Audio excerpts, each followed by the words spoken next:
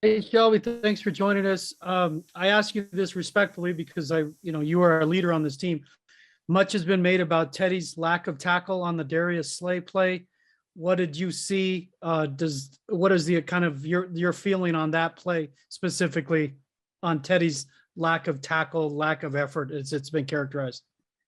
You know, I believe there's a lot of other opportunities to go out there and make plays. You can't just sit there and try to point the finger at one person.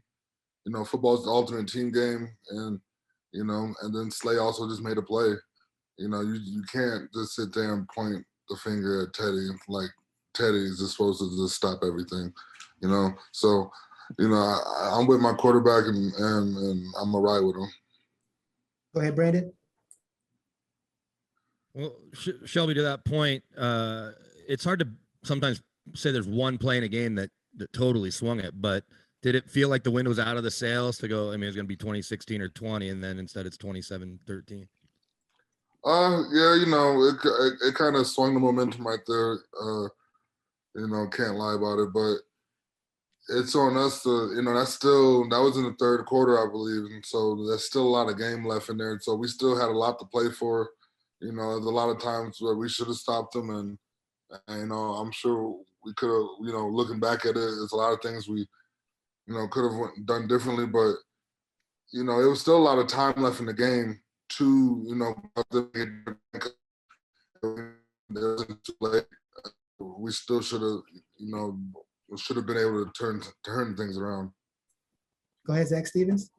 Hey, Shelby, thanks for talking with us. What happened in the run defense yesterday, giving up over 200 yards?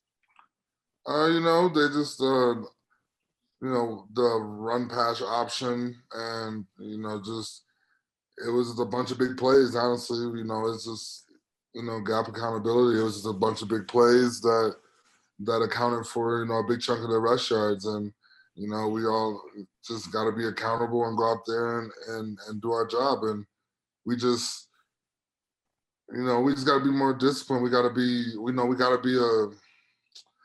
play to the, a championship level defense every week. We can't, come out there one week and have a great performance, and then the next week go out there and throw a dud. So, it's on everybody. We got to, players, coaches, everyone, we all got to be in this together to get that figured out. We got time for three more. Arnie, Sean, and Andrew. Go ahead, Arnie. Shelby, yesterday Draymond mentioned post game that it was the players' execution, and then coaching that was the problem yesterday in that run defense.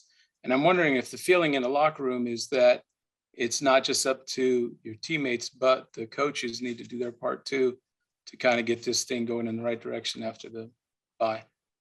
Everyone's doing their part to try to get this figured out. It's easy to question everybody when you're losing. It's obviously, coaches don't call a perfect game. Players don't play a perfect game. But as long as there's internally, as long as there's accountability all the way around, we'll get this thing figured out. Final two. Go ahead, Sean. Hey, Shelby, you made some big plays on special teams over the years here. You talk about the inconsistencies. I think fans are frustrated with that too, and they like to point to Coach McMahon, and they like to point at the units.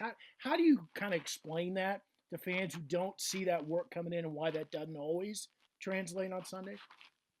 It's I think special teams are really just like effort plays, and some weeks those effort plays go against you, and sometimes it's scheme plays. But I think when it comes to special teams, it's obviously you can get put in a good situation as much as anybody else, but things just have to go your way that play in order to do it. Like there's a lot of times for us on field goal block, we'd blow somebody back 5 yards and not get the block kick. Everything has to work out just perfectly, and sometimes it just doesn't work out for us. Last one. Finish us off, Andrew. Hey, Shelby, as a leader on this team, how do you hope that your teammates and even yourself as well use the bye week to kind of maybe like refresh, reset, and kind of get in a better mental space for the last 7 games? Yeah, man.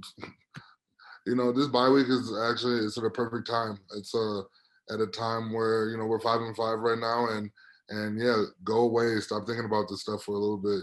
Go relax, have a mental reset, come back though, because this 7-game stretch is going to be a crucial 7-game stretch. So you need to go out there, relax, clear your mind, and when we come back here, there's no like we're coming to run them off. So I really think that for us, this is literally the perfect bye week. And, rest your bodies, rest your mind, and come back and let's do it.